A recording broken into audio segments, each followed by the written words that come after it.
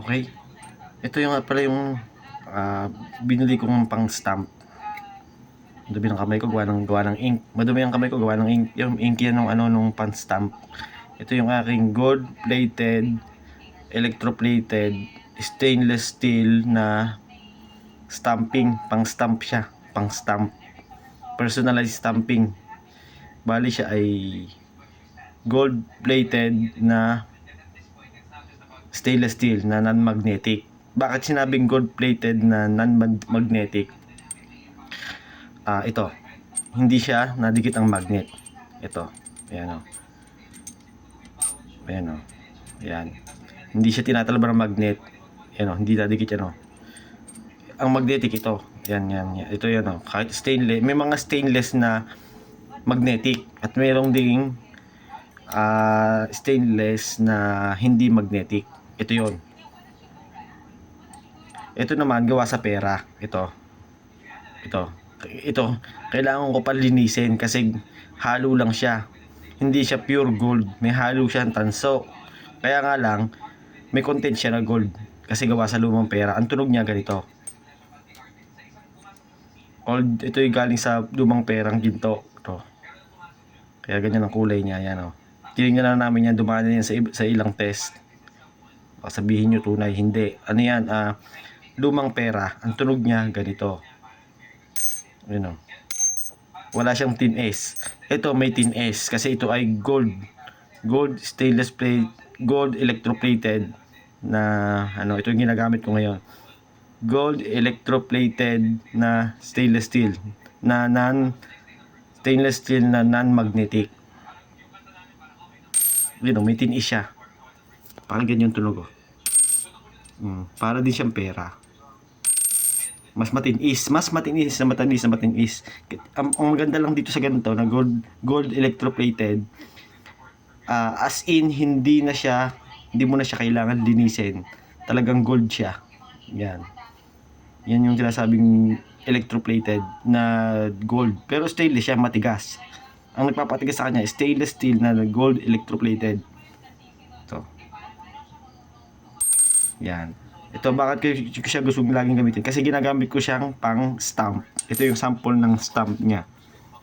Yan, stamp niya. Yan, kanyang logo. Pwede ko kahit mabawa, hindi ko basta tinatamad ako pumirma, stamp na lang. Suot ko naman lagi ito eh. Hindi ko naman ito hinuhubad eh. Yan ang stamp niya. Yan yung output. Paano ko siya gagamitin pang stamp? Ito yung stamp pad. Yan. Lagyan mo lang ng ink.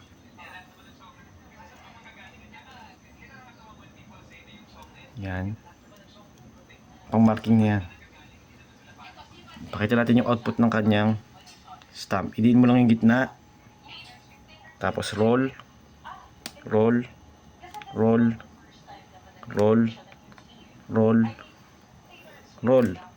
Ayun. Stamp na siya. Tapos pirmahan mo na lang. Pirma. Yun. Stamp ko na yan. Personalized stamp ang tawag. Yan ang logo ko. May bilang yung mga pakpak na yan. Tsaka may mga code. Halimbawa, ito 36. Halimbawa lang ha. Ito 46. O, may bilang yan. Hindi naman pare-parehas yun na gano'n ang bilang ng pakpak. May bilang yan. Hindi naman yan basta-basta magkakopya. Hindi bilangin nyo kung ilan. Yan. Tapos pwede din siya sa damit. Kuha lang ako ng tela. Bawa, ito yung damit mo. Yan, ginagamit ko siyang pang stamp. Yan, bawa, ito yung damit. Madumi siya, gawa ng madumi siya kasi ginagamit ko siyang, nilalagyan ko siya ng nililinis ko ito lagay. Kasi ito yung lumang pera. Mabilis magdumi. Kaya madumi yung aking Ito. Halimbawa, i-stamp natin yung damit. Lagyan natin ng ink. Damihan natin yung ink. Yan. Roll. Mas maganda siya sa damit kasi kumakala talaga siya. Ito yung logo niya.